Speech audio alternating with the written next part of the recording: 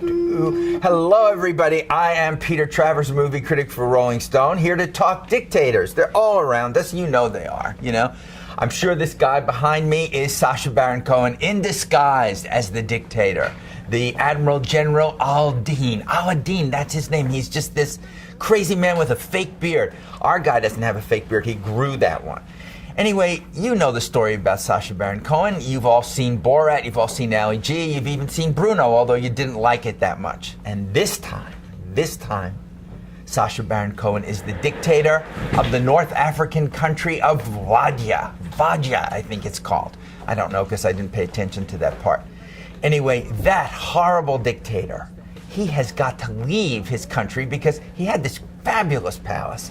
And in that palace, he was able to boff any kind of movie star he wanted, including Megan Fox, who does an incredible job of acting, playing herself. In other words, if he gives her enough riches, she'll come in and have sex with the dictator. Also on the wall of Polaroids of people he's had sex with are Oprah Winfrey and Arnold Schwarzenegger. So you could see what kind of dictatorship this is.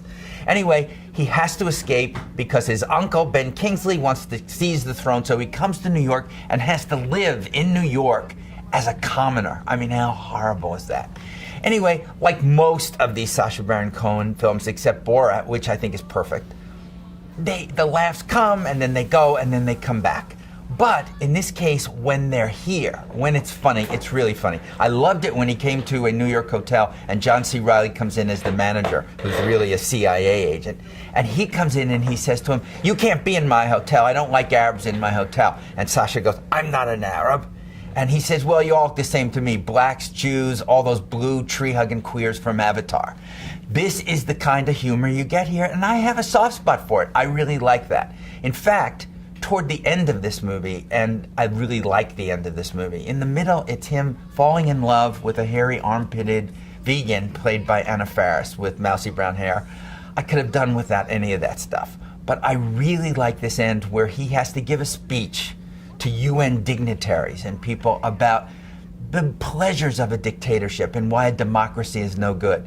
And to see him get up there and start by saying, you know, in a dictatorship, the top 1% controls all the wealth and the 99% suffer. It's pretty familiar. It's the kind of laughs that stick in your throat. So I laughed at the dictator, and there were times I sat here like this. So dictator back there, whatever you are, you know, you have part of me and the other part just doesn't think you're funny. What can I say? But I'm grateful for what was funny. And I am not a dictator. I am Peter Travers, who only dictates your movie tastes for this one time a week.